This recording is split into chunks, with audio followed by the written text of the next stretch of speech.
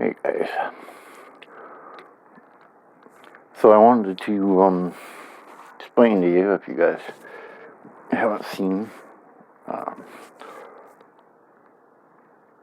posts or whatever on different places, want to let you know that we got the RV today,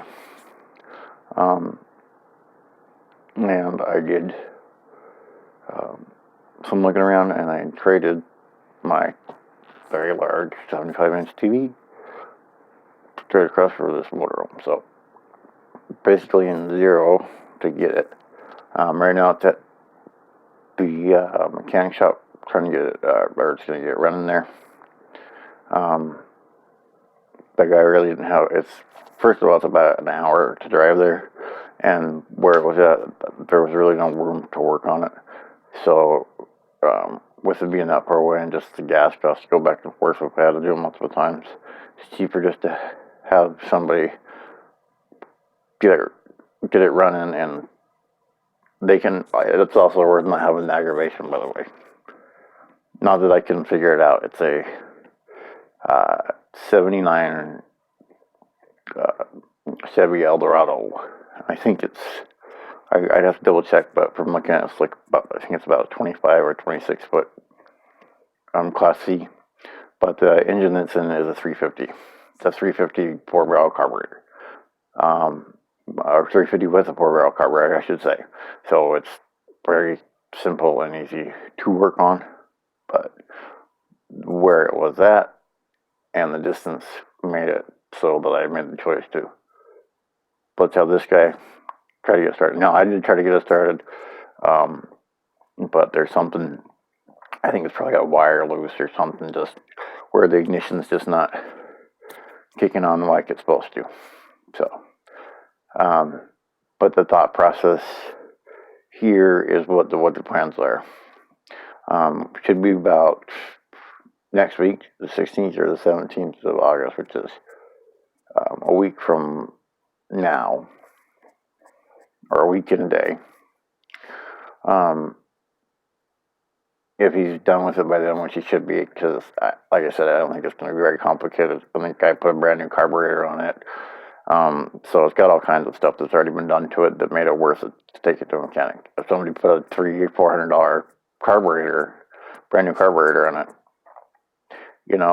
let the mechanic deal with the last couple parts that need to go on it for it to be able to run. But once that's running, we pick it up, like I said, either next Friday or Saturday. We'll bring it back here, and then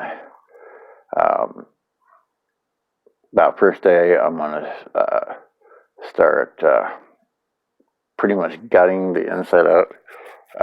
I'm not going to take any wall panels off that I don't have to, or any roof panels that I don't have to off, and I'll show you how I plan on, when a lot of people take it off, how I plan on leaving it on. But it's basically going to get gutted out. The toilet will get replaced with a composting toilet, so I can drop the black water tank completely out. And since we're going to, most of the time, be, the plan is for it actually just to be on the property until we get our house or whatever. But we may go traveling with it too. So I'm going to think about a gray water tank situation. However, more than likely, we won't have a gray water tank, and it'll just go right into the main output connection, straight out there, and then probably at the place where I live, I'll put in sort of a French drain system that'll filter through sand, et cetera, et cetera. So those can come out. The fresh water tank may stay in there. I'm debating it, because I figure I found a couple ways where we can, kind of drill our own well, even if it's a temporary one where we're at. But it also rains so much here that I can do a water catchment system. And if I do that, I could actually leave the storage tank that's on there now. Maybe get a better water pump if I have to, but leave the storage tank that's on there now. And just have a rain catchment system. Even if it's off of a rain gutters off the side of the motorhome, bring the water right back into the tank right there. So that's the thought process I'm having there. And then I'm going to, from there, put a whole RV uh, filtration system. And I'm going to basically replumb everything so that I can eliminate the gray water tank or whatever. And then also, with that being said, since I'm going to replumb everything, the plan is to figure out how we can want to change the layout. Right now, it's got the top bunk that Class C's have that are over the cab. That's probably where we're going to put our bed that we have now, and basically that'll be the bedroom area. It has and I'll show you all this once we get here. It has a large closet and dinette. Those are probably going to go. And I may build some sort of like little stair system to go up on top of the cab there. And then in the back corner on the passenger side, it has looks like it's a full size bed. And I think the water storage tank's under there, but I'm not sure. But that will be coming out. Even if that's where the water storage tank is, I will relocate it if I have to. But that's going to come out, and then we may either put a full-size bathtub in the back, because it does have a door that goes across there already. So I may actually build like a regular-sized bathroom in there with the nature's head, composting toilet. May have a regular-sized vanity and all that kind of stuff. And we don't have kids or anything like that, so it's just some dogs. So I don't need a lot of different places for sleeping area. Also in that back corner, I plan on putting one of those combination washer dryer units. There's plenty of room right there for it, so I can make that, have the bathroom be just that back area. All the current stuff that runs on gas is going to get removed. The propane tank's going to get removed. So if you're in Washington and need a propane tank and you would like to come pick it up, let me know, because that's going to get dropped out. The black water tank and the gray water tank, I will probably gonna end up keeping those. They will turn in probably to rain catchment systems for watering gardens, because there's no reason not to use them for something. There's no reason to get rid of them. They're still storage tanks, and I'm not going to be using them for drinking water, but they're fine to water gardens with. So all the propane stuff's coming out. The propane water heater, the furnace, because the furnace is coming out because we're going to put our I have two options actually. We have a one of those electric fireplaces that has like little lights and all that kind of stuff that I could actually install into the wall. It looks like a fireplace, but we actually have a wood stove as well that we bought. So I may install that in there. I may just wait though and install that in, if we build let's say we build a large garage to park the motorhome into, we use the wood stove in there as well.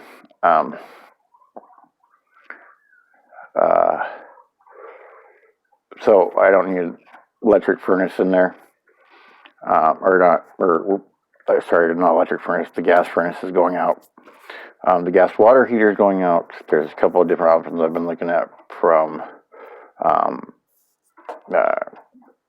what they would call it. It's a tankless, but it's a 110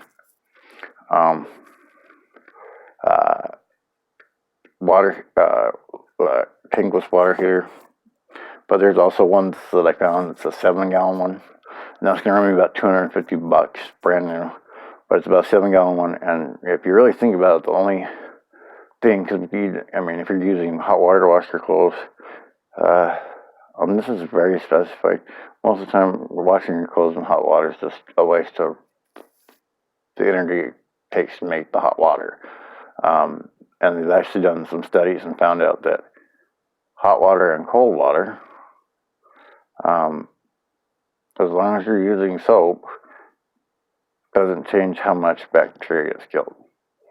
Which makes sense if you think about it, because unless you're putting your hands in boiling water, most bacteria is not going to die anyway. It's the soap that does the job. And same with dishes. You can wash dishes in um, cold water. Now, another option may be where I take that range out, the gas range that's in there now. I may put a dishwasher in there. And some dishwashers I know, like the one we have on our mobile right now, is has the ability to do like a high temp wash. So it's got its own water heater in there. So even if I didn't hook it necessarily to hot water, I could use that setting, or I could buy another one of the instant water heater things and have that go to the line that goes right to that dishwasher. So, but you can also wash the dishes in cold water and dry them and all that kind of stuff. So it's not that big deal. But that may be going in there as well. That's a maybe. Eventually, the combination unit will be going in there. Again, don't know how soon. Now, I haven't looked in the combination units too much. I'm hoping that there's ones that are 110 and don't need the gas for the dryer part. But if there is, like I said, the whole gas system is getting taken out anyway. The only thing then I would do is I would have maybe like a little box that I would put the propane tank in, like a little 5-gallon one. You can get exchange or whatever, and I would put that in that box and use that just for the dryer, but also especially once we get on our own property, you can hang clotheslines up and all that kind of stuff. So that's not that big a deal. So that's the plan was there, and I may have to replace the fridge upstairs. Seeing it there in person today, it looks like it's a fairly new fridge actually. Now it does have the propane and electric. The propane part of it's going to get maybe not the internal guts of it, but that part's not going to work anymore. It's just going to be strictly electric.